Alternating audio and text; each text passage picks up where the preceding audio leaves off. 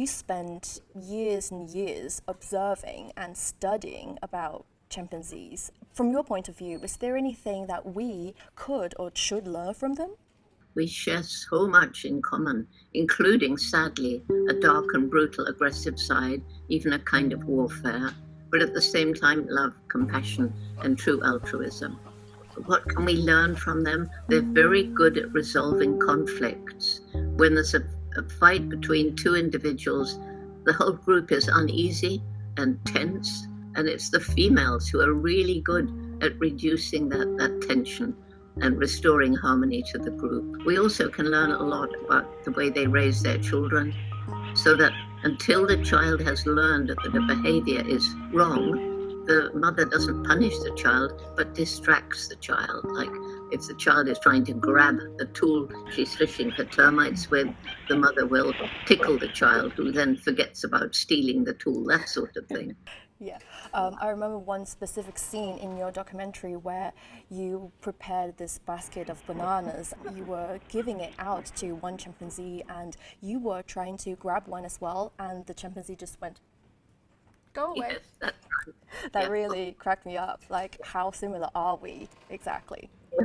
That was gravy, the first chimpanzee to lose his fear of me, because for 4 months they ran away. They just vanished into the forest. So when, like you said, David Greybeard let you approach him, what was on your mind at that very moment?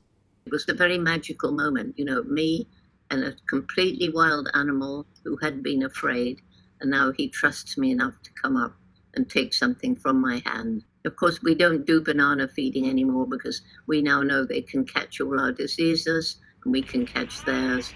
As someone who spent so long living in the wild, you're one of a handful of people who has actually lived in the wild and lived with wild animals. How would you describe the bond between us and them?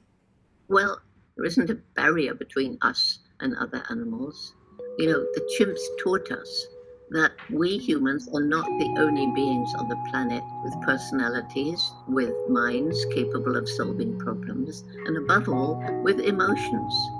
Unfortunately, in most places now, either people are afraid of various kinds of wild animals, or mostly animals feeling fear of humans for good reason, because we've been hunting them, cutting down their habitat.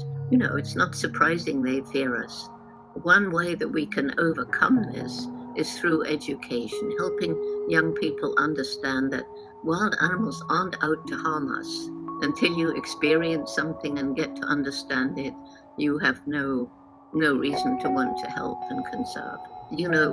Once young people begin to understand they're part of the natural world, they need also to know that we depend on it. Food, water, air, just about everything comes from the natural world, but it comes from healthy ecosystems. And it's the ecosystems that we're destroying as we lose species after species after species. That's what's got to stop. So now that the International Day for Biological Diversity is just around the corner, and this year's theme is From Agreement to Action, Build Back Biodiversity. And China in recent years has taken some significant steps. What kind of changes or progress have you seen in China's effort towards this problem? Well, I've seen a big change because I first started coming to China in the mid-1990s. And basically, my first visit coincided with the first time that the government made the protection of the environment important. And that was after some great flood. And since then, I've seen more and more groups protecting different kinds of animals, forests restored. Example, the giant panda, which was almost extinct, and now the numbers have gone up. More and more people are aware, and that's so key. There are many courageous women in China who are committed to protecting nature like you. What kind of message do you have? What do you have to say to, young women around the world who aspire to make a positive impact on the environment or on any field of life?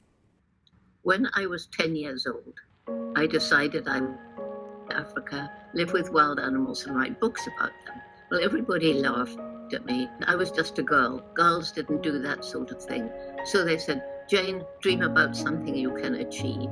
But my mother, and I owe so much to her support, she said, Jane, if you really want to do something like this, you'll have to work really hard, take advantage of every opportunity, and if you don't give up, surely you'll find a way. And I've taken that message all around the world, especially in disadvantaged communities, especially to young girls who in many societies are still kept under. And one example from China, she was the one who was learning about the giant panda, and she told me that she decided that she would carry on and make this her career because she read about me and my mother's message. I think I've been given a mission on this planet, and I just have to, do the best I can to fulfill that mission